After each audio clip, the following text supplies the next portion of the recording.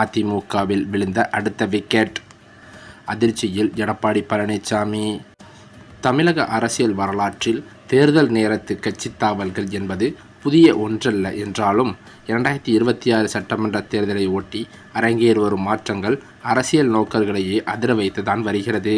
பல ஆண்டுகளாக ஒரு குறிப்பிட்ட கொள்கை அல்லது தலைமையின் கீழ் பயணித்த மூத்த தலைவர்களே யாரும் எதிர்பாராத வகையில் மாற்று முகாம்களுக்கு தாவுவது இந்த தேர்தலின் தனிச்சிறப்பாக மாறியிருக்கிறது. குறிப்பாக அதிமுகவின் கோட்டைகளாக கருதப்பட்ட தூண்கள் அனைத்துமே சரிந்து விழுவது அக்கட்சியின் அடிமட்ட தொண்டர்களிடையே பெரும் குழப்பத்தை ஏற்படுத்திவிட்டது. இந்த வரிசையில் அரை நூற்றாண்டு கால அரசியல் அனுபவம் கொண்ட மூத்த தலைவர் செங்கோட்டையன் நடிகர் விஜயின் தமிழக கட்சி கழகத்தில் இணைந்தது முதல் அதிர்ஷ்டவசமாக அமைந்தது. அதனைத் தொடர்ந்தோ ஓபிஎஸ் அணியின் முக்கிய முகங்களான மனோஜ் பாண்டியன், வைத்தியலிங்கம் உள்ளிட்டோர் திமுகவில் ஐக்கியமானது அடுத்தடுத்த திருப்பங்களை அமைத்தது. எல்லாவற்றுக்கும் மேலாக முன்னாள் முதல்வர் ஜெயலலிதாவின் நம்பிக்கைக்குரியவராக அறியப்பட்ட ஓ. பன்னீர்செல்வம் முதல்வர் ஸ்டாலின் முன்னிலையில் திமுகவில் இணைந்தது தமிழக அரசியலையே புரட்டி போட வைத்தது. உச்சக்கட்ட கிளைமாக்ஸ் நிகழ்வாகவே பார்க்கப்பட்டது. அதிமுகவின் வழக்கறிஞர் நிர்வாகிகள் முதல் மாவட்ட அளவிலான முக்கிய புள்ளிகள் வரை பலரும் உதயசூரியன் சின்னத்தை நோக்கி படையெடுத்து வருகின்றனர். இந்த சூழ்நிலையில்தான் அதிமுகவின் மற்றொரு மூத்த தலைவரும் முன்னாள் அமைச்சருமான செம்மலை திமுகவில் இணையப் போவதாக கசிந்த செய்திகள் சேலம் மண்டல அரசியலையே பெரும் பரபரப்பை கிளப்பிவிட்டது. சேலம் மாவட்டத்தில் கடந்த முறை இழந்த செல்வாக்கை மீட்டெடுக்க துடிக்கும் திமுகவிற்கு செம்மலை போன்ற ஒரு சீனியர் தலைவரின் வருகை பெரும் பலமாக அமையும் என்றும் கணிக்கப்பட்டது. திமுக தலைமையால் சேலம் மண்டல பொறுப்பாளராக நியமிக்கப்பட்டுள்ள அமைச்சர் ஏப வேலு இந்த முறை சேலத்தில் திமுகவின் வெற்றியை உறுதி செய்ய கடுமையாக உழைத்து வருகிறாராம். அதற்கு விதையாகத்தான் தற்போது இந்த மாவட்டத்தில் உள்ள செம்மலை அவர்களை திமுகவில் இணைப்பது குறித்து பல்வேறு முயற்சிகள் நடந்து வருகிறது. இதனைத் தொடர்ந்து இன்னும் ஓரிரண்டு நாட்களில் அவர் திமுகவில் இணைவதாகவும் தகவல்கள் வெளியாகி வருகின்றன. பல ஆண்டுகளாக திமுக மற்றும் அதிமுக ஆகிய இரு துருவங்களுக்கு இடையே மட்டுமே நடந்து வந்த இந்த போட்டியானது கடந்த சில வருடங்களாக தேமுதிக, நாதக என்று அவ்வப்போது மும்முனை போட்டியாக இருந்தது. ஆனால் தற்போதோ தமிழக வெற்றிக் கழகம் மற்றும் நாம் தமிழர் கட்சி ஆகியவற்றின் வலுவான தேர்தல் பணிகளால் களம் 4 முனை போட்டியாகவே மாறியிருக்கிறது. 4 முனை போட்டி காரணமாக இந்த தேர்தலில் வாக்களிக்கும் முறையில் நகர்ப்புறங்களுக்கும் கிராமப்புறங்களுக்கும் இடையே மிக தெளிவான ஒரு பிளவு ஏற்படும் என்று அரசியல் நோக்கர்கள் கணித்து வருகின்றனர்.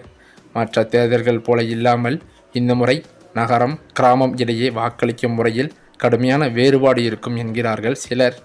சென்னை, கோவை, மதுரை போன்ற மாநகரங்களில் வளர்ந்து வரும் நகர்ப்புற பகுதிகளிலும் நடிகர் விஜயின் தமிழக வெற்றிக் கழகம் பெரும் தாக்கத்தை ஏற்படுத்தும் என எதிர்பார்க்கப்படுகிறது.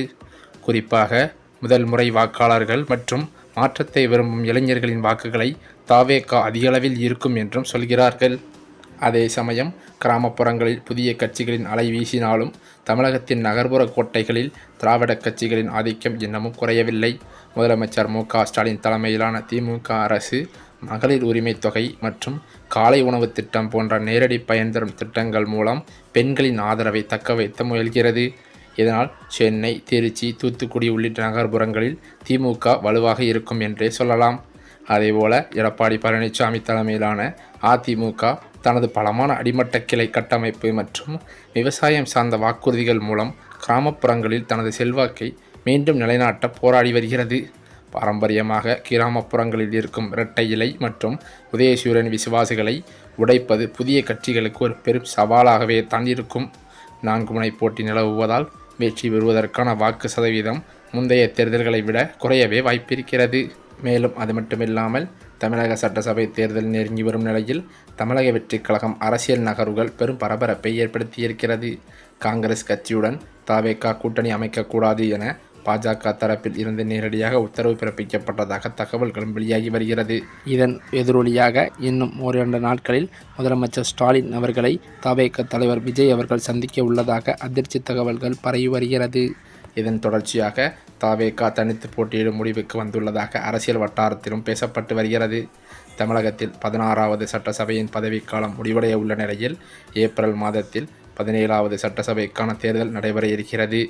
இந்த தேர்தலில் திமுக கூட்டணி, அதிமுக கூட்டணி, நாம் தமிழர் மற்றும் தமிழக வெற்றிக் கழகம் என 4 முனை போட்டி நிலவும் என்றும் சொல்லப்படுகிறது. மீண்டும் திமுகவானது ஆளுங்கட்சியாக அமர வேண்டும் என்ற நோக்கில் தற்போது அதிமுகவிலிருந்து பல்வேறு முக்கிய புள்ளிகள் திமுகவில் இணைந்து வருவது பெரும் பரபரப்பை ஏற்படுத்தி வருகிறது.